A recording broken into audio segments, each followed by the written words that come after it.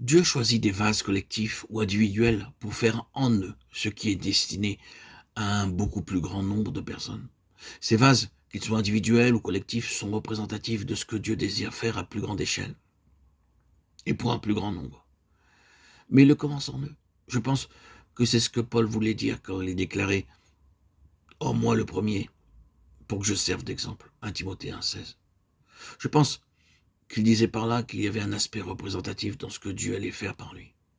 Tout ce que le Seigneur allait faire par lui était pour un domaine plus grand. Les églises, les provinces, les nations. Ce témoignage était représentatif.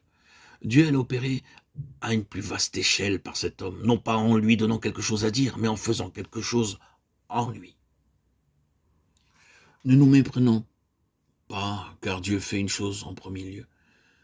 Il introduit dans le vase une représentation vivante de sa plus pleine pensée au moyen d'expériences particulières, inhabituelles et étranges. Il y a très peu de choses ordinaires dans la vie et l'expérience d'un tel vase. Tout est extraordinaire, inhabituel. Les vases représentatifs, qu'ils soient individuels ou collectifs, sont choisis afin qu'en eux soient établies les valeurs intrinsèques essentielles destinées à un domaine et à une sphère plus grande. Pour quelque chose qui sera expansé pour aller bien loin au-delà de lui-même, capable d'un grand élargissement et d'une vaste expansion.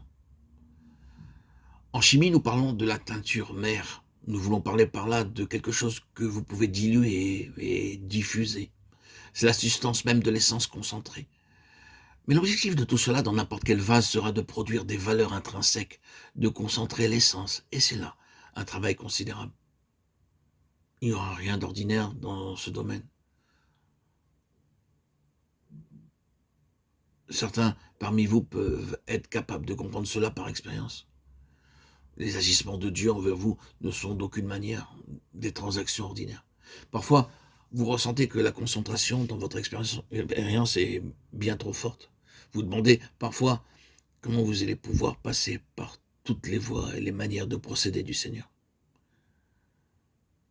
Je me tiens tout près de ce que relate la Bible. Ne pensez pas que je parle en dehors de la Bible. Je parle de l'arrière-plan. C'est ce que la parole de Dieu révèle.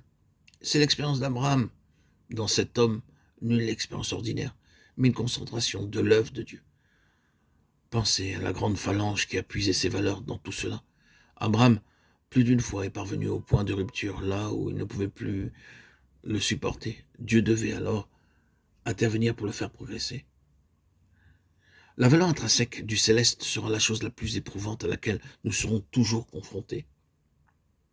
Dans notre nature, nous sommes ainsi absolument terrestres, terre à terre dans chacune de nos voies. Nous devons sans cesse voir des choses qui sont de la terre. Nous devons ressentir des choses qui sont de la terre. Nous devons avoir toutes les évidences de ce qui est terrestre.